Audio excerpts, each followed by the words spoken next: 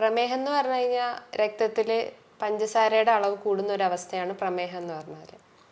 അപ്പം ഈ ഒരു ഇതിൽ അതൊരു ജീവിതശൈലി രോഗമായിട്ടാണ് കണക്കാക്കപ്പെടുന്നത്. HbA1c അതായത് ഗ്ലൈക്കോലേറ്റഡ് ഹീമോഗ്ലോബിൻ ടെസ്റ്റ് എന്ന് പറയും. ഇതൊരു 3 month ആവറേജ് ടെസ്റ്റാണ്. അതായത് നമ്മൾ എന്തെങ്കിലും മെഡിസിൻ എടുക്കുന്നുണ്ടെങ്കിൽ നമുക്ക് ഗ്ലൂക്കോസ് ഉണ്ടോ അല്ലെങ്കിൽ ഡയബറ്റിസ് ആണോ അല്ലയോ എന്നുള്ള ഒരു കൺഫർമേഷൻ നടത്തുന്ന ഒരു ആക്യുറേറ്റ് ടെസ്റ്റാണ് ഈ HbA1c എന്ന് പറയുന്നത്. ഹോമിയോപ്പതി പ്രകാരം നമ്മൾ ഒരു ഡയബറ്റിക് പേഷ്യൻ്റ് വന്നു കഴിഞ്ഞാൽ അവരുടെ കേസ് ഡീറ്റെയിൽ ആയിട്ട് എടുക്കും. എന്നിട്ട് അതിൻ്റെ ആ ഒരു ഇത് വരാനുള്ള കാരണം എന്താണെന്ന് കണ്ടെത്തും.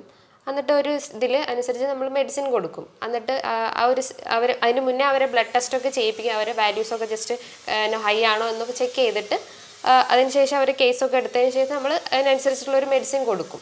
ഈ മെഡിസിൻ്റെ ഒപ്പം തന്നെ നമ്മൾ എന്ത് ചെയ്യുന്നു വെച്ചാൽ അവരെ ഡയറ്റ്, അവർ ചിലപ്പം നന്നായി ഫുഡിൻ്റെ ഒക്കെ കുറേ വേരിയേഷൻസ് ഉള്ള ഒരു പേഷ്യൻ്റ് ആയിരിക്കും. അപ്പം നമ്മൾ അവരുടെ ഡയറ്റ് നന്നായി മാനേജ് ചെയ്യാനുള്ള ഒരു ടിപ്സ് പറഞ്ഞു കൊടുക്കും. ഹായ്, കോൺവോ ഹെൽത്തിൻ്റെ പുതിയൊരു വീഡിയോയിലേക്ക് എല്ലാവർക്കും സ്വാഗതം. ഇന്ന് നമ്മുടെ കൂടെ ഉള്ളത് ഡോക്ടർ ജൂഹി മാം ആണ്, QNB ഹെൽത്ത് കെയറിലെ മെഡിക്കൽ ഓഫീസർ. ഇന്ന് ഡോക്ടർ നമുക്ക് വേണ്ടിയിട്ട് ചർച്ച ചെയ്യുന്നൊരു വിഷയം ഷുഗർ, ഡയബറ്റീസ് പേഷ്യൻസിന് അവർ ശ്രദ്ധിക്കേണ്ട കാര്യങ്ങൾ എന്തൊക്കെയാണ്, അത് വരാനുള്ള കാരണങ്ങൾ, അതേപോലെ ഡയബറ്റീസ് ആ ഒരു സ്റ്റേജിലുള്ള ആളുകൾ എന്തൊക്കെ ഭക്ഷണങ്ങൾ കാര്യങ്ങളൊക്കെ കൺട്രോൾ ചെയ്യണം എന്നുള്ള കാര്യങ്ങൾ ഡീറ്റെയിൽ ആയിട്ട് നമ്മളിന്ന് ഇവിടെ ഡിസ്കസ് ചെയ്യാൻ പോവാണ്. പ്രമേഹം എന്ന് പറഞ്ഞു കഴിഞ്ഞാൽ രക്തത്തിൽ പഞ്ചസാരയുടെ അളവ് കൂടുന്ന ഒരു അവസ്ഥയാണ് പ്രമേഹം എന്ന് പറഞ്ഞാൽ. അപ്പം ഈ ഒരു ഇതിൽ അതൊരു ജീവിതശൈലി രോഗമായിട്ടാണ് കണക്കാക്കപ്പെടുന്നത്. അപ്പം ഇൻ്റർനാഷണൽ ഡയബറ്റിക് ഫെഡറേഷനൊക്കെ പറയുന്നത് നിലവിൽ ഏകദേശം 400 മില്യൺ രോഗികളുണ്ടെന്ന്. അതിപ്പം ആ ഒരു സെൻസസിൽ നിന്ന് അതൊരു 700 മില്യൺ രോഗിയിലേക്ക് ആവാമെന്നും പറയപ്പെടുന്നുണ്ട്. ഒരു ജീവിതശൈലി രോഗമായതുകൊണ്ട് തന്നെ നമ്മളെ ഭക്ഷണ ക്രമീകരണങ്ങളിലൊക്കെ മാറ്റം വരുത്തി കഴിഞ്ഞാൽ ഈ അസുഖം നമുക്ക് പൂർണ്ണമായിട്ടും മാറ്റിയെടുക്കാവുന്നതാണ്. അപ്പം ഈ ഒരു ഡയബറ്റിസ് എന്ന് പറഞ്ഞാൽ പല രീതിയിലായിട്ട് നമ്മൾ WHO തിരിച്ചിട്ടുണ്ട്. അത് ഏകദേശം ടൈപ്പ് 1, ടൈപ്പ് 2, ജസ്റ്റേഷണൽ ഡയബറ്റീസ്, അങ്ങനെ 3 രീതിയിലായിട്ടുണ്ട്. ടൈപ്പ് 1 എന്ന് പറഞ്ഞു കഴിഞ്ഞാൽ ജുവനൈൽ ഡയബറ്റിസ്. ജുവനൈൽ എന്ന് പറയുമ്പോൾ കുഞ്ഞുങ്ങളിൽ കാണുന്നൊരിതാണ്. ഇവിടെ ഇൻസുലിൻ്റെ പ്രൊഡക്ഷൻ ഇല്ലാത്തൊരവസ്ഥ, ഇൻസുലിൻ ഡെഫിഷ്യൻ്റ് ആയിട്ടുള്ളൊരു കണ്ടീഷൻ. നമുക്കറിയാം ഇൻസുലിൻ എന്ന് പറഞ്ഞാൽ ആ ഹോർമോണ് പാൻക്രിയാസ് ഗ്രന്ഥി ഉൽപ്പാദിപ്പിക്കുന്നതാണ്. അതായത് നമ്മൾ ഗ്ലൂക്കോസിനെ കൺട്രോൾ ചെയ്യുന്ന ഒരു ഹോർമോണാണ് ഈ ഇൻസുലിൻ ചെയ്യുന്നത്. അപ്പം ആ ജുവനൈൽ ഡയബറ്റിസ് സ്റ്റേജിൽ ഈ ഇൻസുലിൻ്റെ പ്രൊഡക്ഷൻ ഇല്ലാത്തൊരവസ്ഥ, ഡെഫിഷ്യൻ്റ് ആണ്. അത് കുട്ടികളിലാണ് കൂടുതലായിട്ടും കാണപ്പെടുന്നത്. മറ്റൊന്നെന്ന് പറഞ്ഞാൽ ടൈപ്പ് 2 എന്ന് പറഞ്ഞാൽ അഡൽട്ട് ഡയബറ്റിസ്. ഇവിടെ കുറച്ചുകൂടി ഏജ്ഡ് ആയിട്ടുള്ള അല്ലെങ്കിൽ യങ് ആയിട്ടുള്ള ആളുകളിലേക്കാണ് ഇത് എത്തുന്നത്. അതായത് ഒരു 30 മുതൽ 40 വയസ്സിന് ശേഷമാണ് ഈ ഒരു ഇത് സ്റ്റാർട്ട് ചെയ്യുന്നത്. ഇവിടെ ഇൻസുലിൻ്റെ പ്രൊഡക്ഷൻ ഉണ്ട്, പക്ഷേ അത് ആവശ്യത്തിനനുസരിച്ച് ഉപയോഗിക്കാൻ പറ്റാത്തൊരു കണ്ടീഷനാണ് ഇവിടെ വരുന്നത്. ജസ്റ്റേഷണൽ ഡയബറ്റിസ് എന്ന് പറയുമ്പം ആ വാക്കിൽ തന്നെ നമുക്ക് മനസ്സിലാക്കാം, ഗർഭാശയ ടൈമിൽ ഉണ്ടാകുന്ന ഒരു ഡയബറ്റിസ്. അപ്പം ഈ ഒരു ടൈമിൽ ഏകദേശം ഒരു 2nd അല്ലെങ്കിൽ 3rd ട്രൈമസ്റ്ററിലാണ് ഇത് സ്റ്റാർട്ട് ചെയ്യുന്നത്. അപ്പം ഈ ഒരു പ്രമേഹം എന്ന് പറഞ്ഞു കഴിഞ്ഞാൽ അത് ചിലപ്പം ഡെലിവറിക്ക് ശേഷം, അതായത് പ്രഗ്നൻ്റ് ആയതിനു ശേഷം ആ insulin level glucose level normal ആവാനുള്ള ഒരു ടെൻഡൻസി ഉണ്ട്. ഇപ്പോൾ ഡോക്ടർ നേരത്തെ പറഞ്ഞതുപോലെ ഡയബറ്റീസിനെ 3 രൂപത്തിലേക്ക് തരംതിരിച്ചിട്ടുണ്ട്. അപ്പോൾ അതിൽ കുട്ടികളിലും അതേപോലെ തന്നെ യുവാക്കളിലൊക്കെ ഇത് കാണുന്നുണ്ട്. അപ്പോൾ അവരിലുള്ള ലക്ഷണങ്ങൾ, ഇപ്പോൾ പൊതുവിൽ നമ്മൾ കാണുന്ന ലക്ഷണങ്ങളാണ് എന്ത്, ഇപ്പോൾ മൂത്രശങ്ക, അതേപോലെ തന്നെ പെട്ടെന്ന് തടി കുറയുന്നൊരവസ്ഥ. ഇപ്പോൾ ഭക്ഷണം കഴിച്ചാൽ തന്നെ അല്ലെങ്കിൽ മുന്നേ നല്ല വെയിറ്റുള്ള ആൾ പെട്ടെന്ന് തടി കുറയുന്നൊരവസ്ഥ, അതേപോലെ കണ്ണിൻ്റെ കാഴ്ച മങ്ങുന്നൊക്കെ ഒരു ശരീരത്തിൽ വരുന്നൊരു മാറ്റങ്ങൾ. അപ്പോൾ ഇത് എങ്ങനെയാണ്, ആ ഒരു ഭാഗം ഒന്ന് എക്സ്പ്ലെയിൻ ചെയ്യാമോ? പ്രധാനമായിട്ടും ഈ ഒരു പ്രമേഹത്തിന് 3 ലക്ഷണങ്ങൾ പറയാം. അമിതമായിട്ടുള്ള ദാഹം, അമിതമായിട്ടുള്ള വിശപ്പ്, അമിതമായിട്ടുള്ള മൂത്രശങ്ക. ഇത്തരം ലക്ഷണങ്ങൾ ഉണ്ടെങ്കിൽ നമുക്കൊരു ബ്ലഡ് ടെസ്റ്റിലൂടെ നമ്മൾ ഡയബറ്റിക് ആണെന്ന് മനസ്സിലാക്കാൻ പറ്റും. ഇത് കൂടാതെയുള്ള ലക്ഷണങ്ങൾ എന്ന് പറഞ്ഞാലാണ് ഈ സ്കിന്നിലുണ്ടാവുന്ന ഡ്രൈനെസ്, അതായത് വരൾച്ച പോലത്തത്, അല്ലെങ്കിൽ സ്കിന്നിൽ ഒരു ഡിസ്കളറേഷൻ പോലെ ഉണ്ടാവുക, അക്കാന്തോസിസ് നൈഗ്രിക്കൻസ് എന്ന് പറയും, അതായത് ഒരു ഡാർക്ക് ഡിസ്കളറേഷൻ പോലത്തത്. പിന്നെ സ്കിന്നിൽ ഇങ്ങനെ റെഡ് കളറായിട്ടുള്ള ഇറപ്ഷൻസ് വരുന്നത്. ഇത് കൂടാതെ തന്നെ നമുക്ക് പ്രതിരോധശേഷി കുറയുക, നമുക്ക് പെട്ടെന്ന് അസുഖം പ്രതിരോധശേഷി വല്ലാണ്ട് കുറഞ്ഞു പോവുക, നമുക്ക് ക്ഷീണം വരിക, എപ്പോഴും ഒരു കിടക്കണം എന്നുള്ള ഒരു അവസ്ഥ വരുന്നൊരിത്. ഇത്തരം ലക്ഷണങ്ങൾ ഉണ്ടെങ്കിൽ നമുക്കൊരു ബ്ലഡ് ടെസ്റ്റിലൂടെ നമുക്കത് മനസ്സിലാക്കാൻ പറ്റും. ഇത് കൂടാതെ തന്നെ ഈ ലക്ഷണങ്ങളൊക്കെ നമുക്ക് കുറച്ചുകൂടി കോംപ്ലിക്കേറ്റഡ് ആയിട്ട് പറയുകയാണെങ്കിൽ, അതായത് കോംപ്ലിക്കേഷൻ രീതിയിലേക്ക് എത്തുവാണെങ്കിൽ നേരത്തെ പറഞ്ഞ പോലെ തന്നെ കണ്ണിന്, അതായത് ഡയബറ്റിക് റെറ്റിനോപ്പതി എന്ന് പറയും, അതായത് കണ്ണിന് തിമിരം പോലത്തെ അസുഖങ്ങൾ വരുന്നത്, അത് കുറച്ചുകൂടി കോംപ്ലിക്കേറ്റഡ് ലെവലിലാണ്. മറ്റൊന്നെന്ന് പറഞ്ഞാൽ ഡയബറ്റിക് നെഫ്രോപ്പതി, നമ്മുടെ കിഡ്നീനെ ബാധിക്കുന്ന അസുഖങ്ങൾ. അപ്പോൾ അവരുടെ ബോഡിയിൽ ക്രിയാറ്റിൻ ലെവൽ കൂടുതലായിരിക്കും. മറ്റൊന്നെന്ന് പറഞ്ഞാൽ ഡയബറ്റിക് ന്യൂറോപ്പതി എന്ന് പറയുമ്പോൾ നമ്മളെ ഞരമ്പുകളെ ബാധിക്കുന്ന ഒരു അസുഖം. അതായത് ഈ ഞരമ്പുകളുടെ പ്രധാന ഫങ്ഷൻ എന്ന് പറഞ്ഞു കഴിഞ്ഞാൽ മസിലുകൾക്ക് ഒരു മൂവ്മെൻറ്റ്സ് കൊടുക്കുന്നു, അതേപോലെ നമ്മളെ സെൻസേഷൻ കറക്റ്റ് ആക്കുന്നത്, സെൻസേഷൻ തോന്നിക്കുന്ന ഒരിതാണ് ഈ ഞരമ്പുകൾക്ക് ഉണ്ടാകുന്ന പ്രധാന ധർമ്മം. അപ്പോൾ ഈ ഒരു ഡയബറ്റിസ് ഉള്ള ആളുകൾക്ക് ചെറിയൊരു മുറിവൊക്കെ ഉണ്ടായി കഴിഞ്ഞ് കഴിഞ്ഞാൽ അവർ ചിലപ്പോൾ അത് അറിയാതെ പോകും, അവർ ശ്രദ്ധിക്കില്ല. അപ്പോൾ ആ ഒരു സെൻസേഷൻ, അവർക്ക് അവിടെ ഒരു സെൻസേഷൻ ഇല്ലാത്തൊരവസ്ഥയായിരിക്കും. അപ്പം നമ്മൾ ആ ഒരു ഏരിയയിൽ പിന്നെ ആ മുറിവ് ഉണങ്ങാതെ, ഐ മീൻ അൾസർ പോലെ, ഡയബറ്റിക് അൾസർ പോലത്തെ ബുദ്ധിമുട്ടുകളൊക്കെ ആ ഒരു പേഷ്യൻറ്റിൽ കണ്ടെന്ന് വരാം. ഇതൊക്കെയാണ് ഇതിൻ്റെ പ്രധാന ഒരു കോംപ്ലിക്കേഷൻ എന്നൊക്കെ പറയുന്നത്. ഇത്തരം ലക്ഷണങ്ങൾ ഉണ്ടെങ്കിൽ നമുക്കൊരു ബ്ലഡ് ടെസ്റ്റിലൂടെയൊക്കെ തന്നെ, അല്ലെങ്കിൽ ഒരു ഫാസ്റ്റിംഗ് ബ്ലഡ് ഷുഗർ ഒക്കെ പോലെ അങ്ങനത്തെ ടെസ്റ്റുകളൊക്കെ ചെയ്ത് കഴിഞ്ഞാൽ നമുക്ക് ഡയബറ്റിസ് ഉണ്ടെന്ന് മനസ്സിലാക്കാം. ഇപ്പോൾ ഡോക്ടർ പറഞ്ഞതുപോലെ ഇത്തരം ലക്ഷണങ്ങൾ ഉള്ളവരാണെന്നുണ്ടെങ്കിൽ നിങ്ങൾക്ക് ഡോക്ടറെ ബന്ധപ്പെടാവുന്നതാണ്. താഴെ കാണുന്ന നമ്പറിൽ കോൺടാക്ട് ചെയ്താൽ മതി. ഡോക്ടറുടെ കൺസൾട്ടേഷൻ നമുക്ക് ഓൺലൈനായിട്ടും അതേപോലെ തന്നെ ഓഫ്ലൈനായിട്ടും അവൈലബിൾ ആണ്. അപ്പം ഈ ഷുഗർ രോഗികൾ എന്ന് പറയുമ്പം അവരിൽ എപ്പോഴും എല്ലാവരും പെട്ടെന്ന് ചിന്തിക്കുന്നൊരു തലം എന്ന് പറയുന്നത് ഷുഗർ, പഞ്ചസാര എന്ന് തന്നെ എല്ലാവരും ചിന്തിക്കുള്ളൂ. അപ്പോൾ ഈ പഞ്ചസാര മാത്രമാണോ ഈ ഒരു ഷുഗറിനുള്ള കാരണം? അല്ലെങ്കിൽ ഇപ്പോൾ പാരമ്പര്യമായിട്ട് ഇപ്പോൾ ഉള്ളവരാണെന്നുണ്ടെങ്കിൽ, ഇപ്പോൾ പാരമ്പര്യമായിട്ട് വരുന്നവർ എന്നൊക്കെ നമ്മൾ കേൾക്കലുണ്ട്. ഇപ്പോൾ ഹെറിഡിറ്റി മൂലമൊക്കെ ഇത് ഉണ്ടാവാൻ സാധ്യത ഉണ്ടോ? എങ്ങനെയാണ് ഇതിൻ്റെ കാരണങ്ങൾ? ഈ ഒരു പ്രമേഹത്തിന് പല കാരണങ്ങളും ഉണ്ട്. ഞാൻ പറഞ്ഞു, തുടക്കത്തിൽ തന്നെ ഞാൻ പറഞ്ഞു ഇതൊരു ജീവിതശൈലി രോഗമാണെന്ന് പറഞ്ഞു. അപ്പോൾ നമ്മളെ ജീവിത ശൈലിയിൽ ഉണ്ടാകുന്ന എന്തോ ഒരു ക്രമക്കേടുകൾ കൊണ്ടിട്ട്, അല്ലെങ്കിൽ അവിടെ എന്തോ ഒരു മിസ്റ്റേക്ക് ഉള്ളത് കൊണ്ടാണ് ഈ ഒരു രോഗം രൂപപ്പെടുന്നത്. അപ്പോൾ നമ്മളെ ഭക്ഷണത്തിലുള്ള പ്രശ്നങ്ങൾ, ഭക്ഷണം നമ്മൾ കഴിക്കുന്നത് കറക്റ്റ് ആവാത്ത, അല്ലെങ്കിൽ അമിതമായിട്ടുള്ള ഭക്ഷണം, അങ്ങനത്തതൊക്കെ ഉണ്ടെങ്കിൽ നമുക്ക് ഈ ഒരു അസുഖം വരാം. പ്രധാനമായിട്ടും നേരത്തെ പറഞ്ഞു ഷുഗർ, അതായത് കാർബോഹൈഡ്രേറ്റ് അടങ്ങിയിട്ടുള്ള ഭക്ഷണങ്ങൾ നമ്മൾ കൂടുതലായിട്ട് എടുക്കുകയാണെങ്കിൽ നമ്മുടെ ബോഡിയിൽ ഡയബറ്റീസ് വരാനുള്ള ടെൻഡൻസി വളരെ കൂടുതലാണ്. അതായത് കാർബോഹൈഡ്രേറ്റ് അടങ്ങിയ ഭക്ഷണം എന്ന് പറഞ്ഞാൽ ഈ വൈറ്റ് റൈസ്, അതുപോലെ തന്നെ നമ്മൾ കൂടുതലായിട്ട് ഈ ഫാസ്റ്റ് ഫുഡൊക്കെ, അതായത് പിസ്സ, ബർഗർ, അങ്ങനത്തെ ഫുഡ് ഐറ്റംസ് ഒക്കെ കൂടുതലായിട്ട് എടുക്കുകയാണെങ്കിൽ നമുക്ക് ഡയബറ്റീസ് വരാനുള്ളൊരു ടെൻഡൻസി ഉണ്ട്. ഇത് കൂടാതെ തന്നെ മറ്റൊന്ന് പറഞ്ഞാൽ നമ്മൾ വ്യായാമം ഇല്ലാത്തൊരവസ്ഥ, നമ്മുടെ ബോഡിക്ക് ഒരു മൂവ്മെൻറ്റ്സും കൊടുക്കാത്തൊരവസ്ഥ ഉണ്ടെങ്കിൽ ഡയബറ്റീസ് വരാനുള്ളൊരു ടെൻഡൻസി ഉണ്ട്. മറ്റൊന്നെന്ന് പറഞ്ഞു കഴിഞ്ഞാൽ നമ്മൾ ഒരു ഫാമിലി ഹിസ്റ്ററി ഉണ്ടെങ്കിൽ, അതായത് നമ്മൾ ഫാമിലിയിൽ മറ്റൊരാൾക്ക് ഡയബറ്റീസ് ഉണ്ടെങ്കിൽ, ആ ഒരു പാരമ്പര്യം ഉണ്ടെങ്കിൽ തീർച്ചയായിട്ടും ആ ഒരു ആളുകൾക്കും ഡയബറ്റീസ് വരാനുള്ള ഒരു ടെൻഡൻസി ഉണ്ട്. അപ്പോൾ ഇതൊക്കെയാണ് ഇതിൻ്റെ പ്രധാന കാരണങ്ങൾ എന്ന് പറയുന്നത്. ഇപ്പോൾ ഡയബറ്റീസിൻ്റെ കേസ് പറഞ്ഞതിൽ ഇപ്പോൾ ഈ ജങ്ക് ഫുഡ് അതേപോലെ തന്നെ ഇവരുടെ ഒരു ജീവിതശൈലി ക്രമക്കേട് എന്ന് പറഞ്ഞല്ലോ, അപ്പോൾ ഇതിനെ നമുക്ക് ഫാറ്റി ലിവർ അല്ലെങ്കിൽ മറ്റേതെങ്കിലും ലൈഫ് സ്റ്റൈൽ ഡിസീസുമായിട്ട് താരതമ്യപ്പെടുത്താൻ പറ്റുമോ? മറ്റേതിലെങ്കിലും ഇതിൽ കണക്ട് ചെയ്യാൻ പറ്റുന്നുണ്ടോ? അതെ, ഡയബറ്റിസ് ഉള്ള ആളുകൾക്ക്, അതായത് ഫാറ്റി ലിവർ വരാനുള്ള ഒരു ടെൻഡൻസി വളരെ കൂടുതലാണ്. അതായത് നമ്മൾ അന്നജം അടങ്ങിയിട്ടുള്ള ഭക്ഷണങ്ങൾ കൂടുതലായിട്ട് കഴിക്കുമ്പം അതിൻ്റെ ഒരു നോർമൽ മെക്കാനിസം എന്ന് പറഞ്ഞു കഴിഞ്ഞാൽ നമ്മൾ അന്നജം അടങ്ങിയിട്ടുള്ള ഭക്ഷണങ്ങൾ കഴിക്കുമ്പോൾ അത് ഗ്ലൂക്കോസായിട്ട് കൺവേർട്ട് ചെയ്തിട്ട് അത് എനർജി രൂപത്തിൽ നമ്മൾ കോശങ്ങളിൽ സ്റ്റോർ ചെയ്ത് വെക്കുന്നു. അപ്പോൾ അമിതമായിട്ടുള്ള അന്നജം എടുക്കുമ്പം അത് ആ ഒരു എനർജീനെ നമ്മൾ ഫാറ്റ് രൂപത്തിൽ ലിവറിൽ സ്റ്റോർ ചെയ്ത് വെക്കുന്ന ഒരു നോർമൽ മെക്കാനിസം ഉണ്ട്.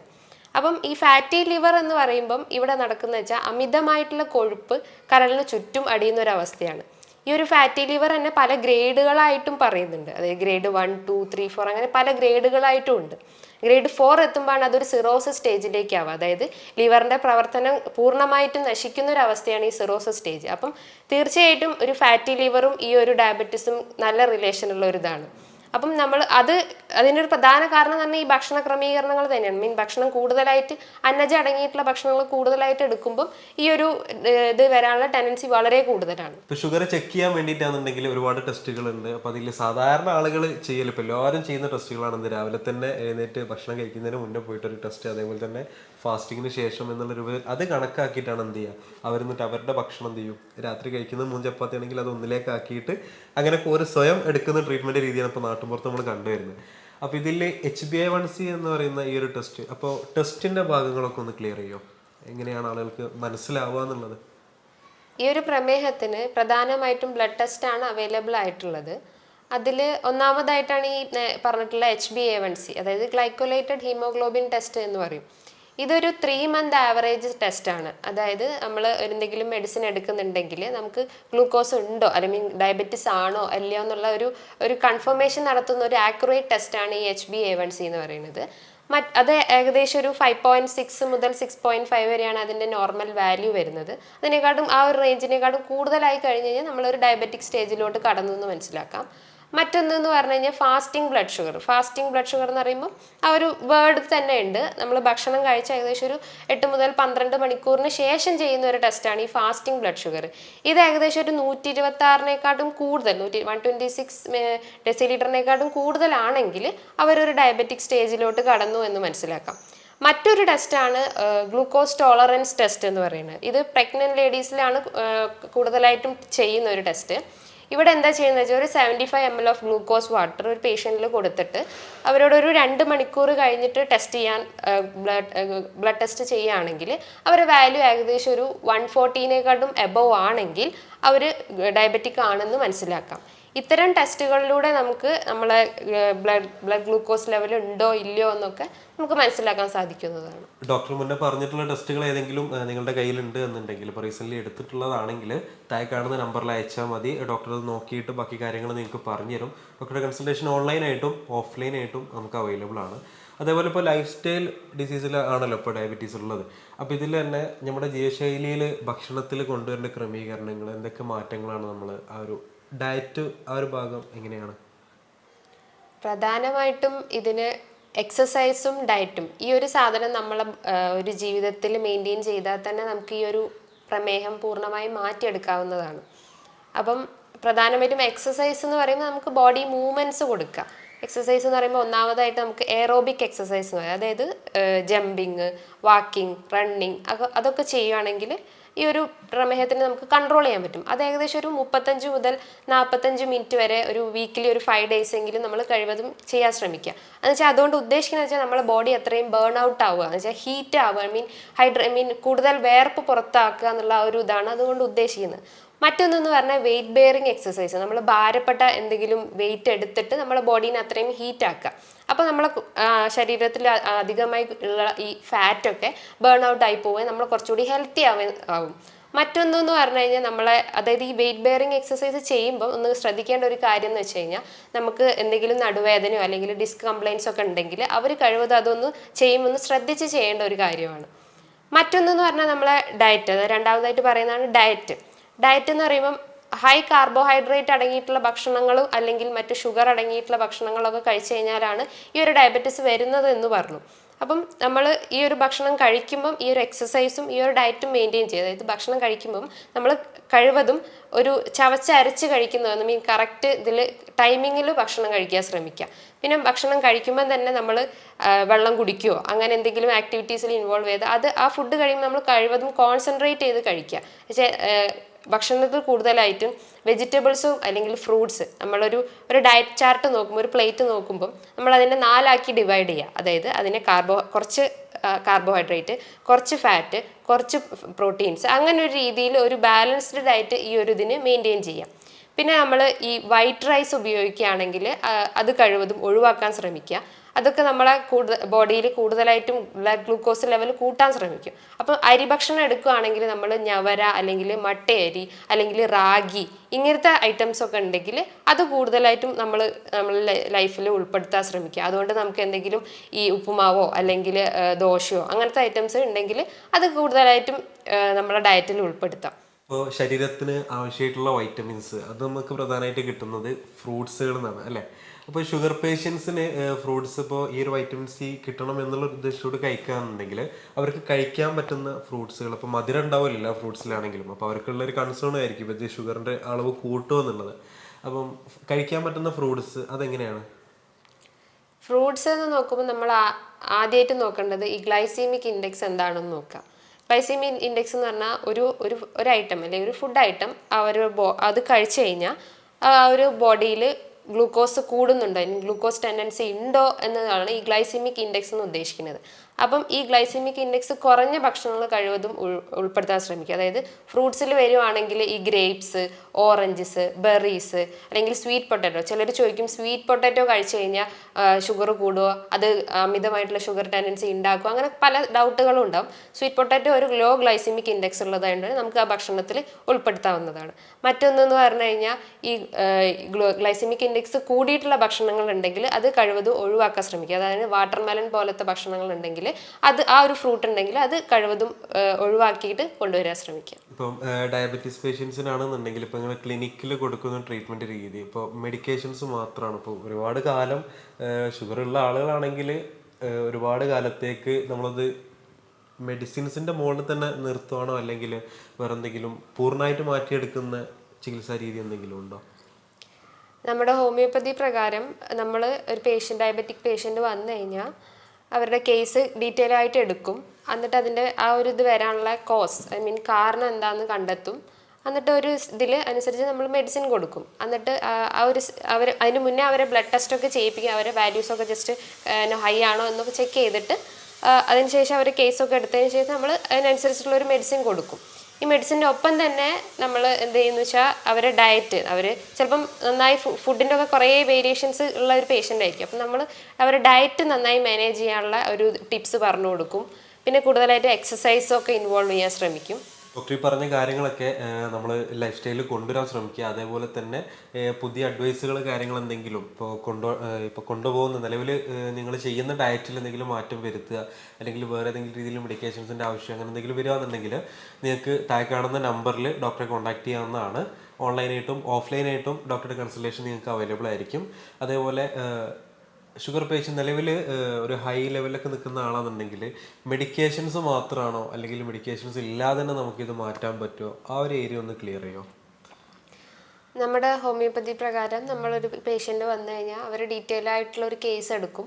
കേസ് എടുത്തതിന് ശേഷം ഒരു ആക്യുറേറ്റ് ആയിട്ടുള്ള ഒരു മെഡിസിൻ കൊടുക്കും. എന്നിട്ട് ഫോളോ അപ്പും അങ്ങനത്തെ കുറേ ഇതൊക്കെ പ്രൊസീജിയേഴ്സൊക്കെ ഉണ്ട്, അങ്ങനെയൊക്കെ അത് ചെയ്യും. എന്നിട്ട് അവരോടൊപ്പം തന്നെ അവർ ഡയറ്റ് അവർക്ക് വേറെ എന്തെങ്കിലും ബുദ്ധിമുട്ടുകൾ ഉണ്ടെങ്കിൽ അത് നോക്കിയിട്ട് അവർക്ക് അതിനനുസരിച്ചിട്ടുള്ള ഡയറ്റ് കൊടുക്കുന്നതാണ്. മറ്റൊന്നെന്ന് പറഞ്ഞു കഴിഞ്ഞാൽ അവർക്ക് ബോഡി മൂവ്മെൻറ്റ്സ്, അതായത് എക്സസൈസ് ഉണ്ടെങ്കിൽ അതും അവർക്ക് നമ്മൾ സജസ്റ്റ് ചെയ്യുന്നതാണ്. ഇത്തരം ഇതൊക്കെ ചെയ്തു കഴിഞ്ഞാൽ തന്നെ നമുക്ക് പൂർണ്ണമായിട്ടും ഈ ഒരു പ്രശ്നത്തെ നമുക്ക് മാറ്റിയെടുക്കുന്നതാണ്. ഇപ്പോൾ ഡോക്ടർ ഈ പറഞ്ഞ രീതിയിലുള്ള ട്രീറ്റ്മെൻറ്റ് എന്ന് പറയുമ്പം നമ്മൾ ജസ്റ്റ് ഒരു ഡയറ്റ് കൊടുക്കുക എന്നുള്ളത് മാത്രമല്ല, അതിലുപരി ഡയറ്റീഷ്യൻസിനെ, അതൊരു പേഴ്സണൽ ട്രെയിനറെ കൂടി നമുക്ക് അതിന് കൂടെ തന്നെ വെച്ചിട്ട് ചെയ്യിക്കുന്നൊരു ട്രീറ്റ്മെൻറ്റ് മെത്തേഡാണ്. അപ്പോൾ അതിനുള്ളൊരു ഉപകാരം എന്ന് പറഞ്ഞാൽ സാധാരണ നമ്മളൊരാൾക്ക് ഷർട്ട് കൊടുക്കുമ്പം അവർ 1-2 ദിവസം ഇത് കറക്റ്റ് ഒന്ന് പ്രോപ്പർ ചെയ്തിട്ട് പിന്നീട് അത് ബ്രേക്ക് ചെയ്യുന്ന ഒരവസ്ഥ നമ്മൾ സാധാരണ കാണാറുണ്ട്. അപ്പോൾ അതിൽ നിന്നൊരു മാറ്റം വരാനും അതൊന്ന് സ്ഥിരമായിട്ട് കൊണ്ടുപോയിട്ട് നമ്മൾ പരിപൂർണമായിട്ട് ഡയബറ്റീസ് എന്നുള്ള അതിൽ നിന്നൊരു മുക്തി നേടാനും കൂടി വേണ്ടിയിട്ടാണ് നമ്മളൊരു ഡയറ്റീഷ്യനും ഡയറ്റ് ചാർട്ടും മെഡിക്കേഷനും കൂടി ഒരുമിച്ചുള്ളൊരു ട്രീറ്റ്മെൻറ്റ് കൊടുക്കുന്നത്. അപ്പം ഇത്തരം കാര്യങ്ങളൊക്കെ എല്ലാവരും ശ്രദ്ധിക്കുക. ഡോക്ടർ പറഞ്ഞതിൽ ഭക്ഷണങ്ങൾ ക്രമീകരിക്കേണ്ട ഭാഗമുണ്ടെങ്കിൽ അത് ക്രമീകരിക്കാൻ, കഴിക്കാൻ പറ്റുന്ന ഫുഡുകൾ കുറേ പറഞ്ഞിട്ടുണ്ട്, അതൊക്കെ നമുക്ക് ജീവിതത്തിൽ കൊണ്ടുവരിക. നിലവിലെടുത്ത ടെസ്റ്റുകളൊക്കെ എന്തെങ്കിലും ഉണ്ടെന്നുണ്ടെങ്കിൽ അത് നിങ്ങൾ താഴെ കാണുന്ന നമ്പറിൽ അയച്ചു കഴിഞ്ഞാൽ അപ്പോൾ അതിൽ നിങ്ങൾ മെഡിക്കേഷൻസ് എടുക്കേണ്ടതുണ്ട്, അല്ലെങ്കിൽ ജസ്റ്റ് ഫുഡ് മാത്രം കൺട്രോൾ ചെയ്താൽ മതി എന്നുള്ള കാര്യങ്ങളൊക്കെ ഡോക്ടർ കൃത്യമായിട്ട് പറഞ്ഞു തരും. ഇപ്പോൾ ഓൺലൈനായിട്ടും ഓഫ്ലൈനായിട്ടും കൺസൾട്ടേഷൻ അവൈലബിൾ ആണ്. പുതിയൊരു വീഡിയോ ആയിട്ട് നമുക്ക് വീണ്ടും കാണാം. ബൈ.